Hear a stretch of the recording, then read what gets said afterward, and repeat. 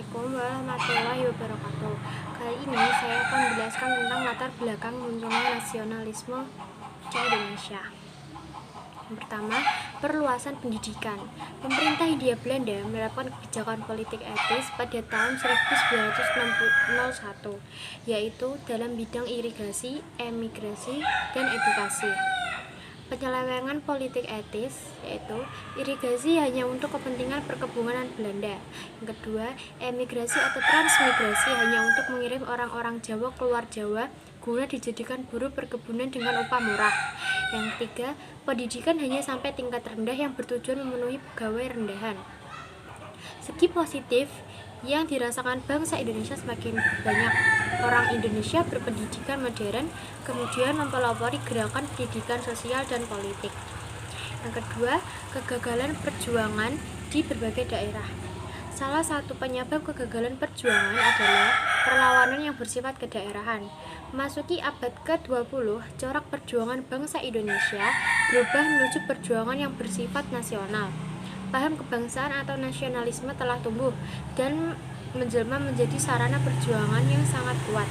Corak perjuangan nasional bangsa Indonesia dengan momentum penting yaitu diikrarkannya Sumpah Pemuda 28 Oktober 1928. Yang ketiga, rasa senasib sepenanggungan. Tekanan pemerintah Hindia Belanda pada bangsa Indonesia memunculkan perasaan kebersamaan rakyat Indonesia sebagai bangsa terjajah. Yang keempat, perkembangan organisasi etnis kedaerahan dan keagamaan. Organisasi etnis banyak didirikan para pelajar perantau di kota-kota besar, contoh Serikat Pesundan serta perkumpulan kaum Betawi. Munculnya juga beberapa organisasi kedaerahan seperti Trikoro Darmo 1915, Jong Java 1915, Jong Sumatera Bon 1917.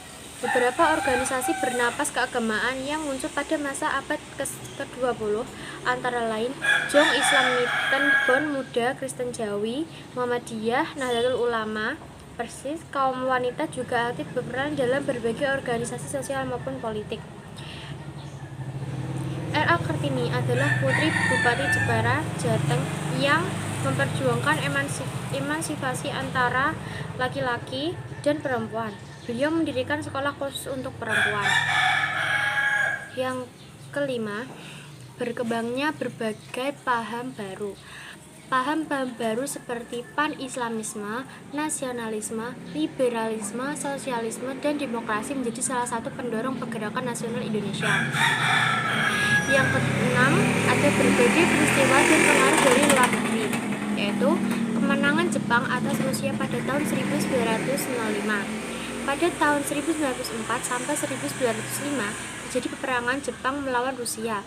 Tentara Jepang berhasil mengalahkan Rusia dan menjadi inspirasi negara-negara lain bahwa orang Rusia bisa mengalahkan bangsa Barat. Berkembangnya nasionalisme di berbagai negara. Pada abad ke-20, negara-negara terjajah di Asia dan Afrika menunjukkan perjuangan pergerakan bangsa. Di India, wilayah jajahan Inggris, muncul pergerakan dengan tokoh-tokohnya, memimpin perlawanan terhadap penjajahan Spanyol. Di Tiongkok, muncul dari Dr. Sun Yat-sen yang terkenal dengan gerakan pembaharuannya.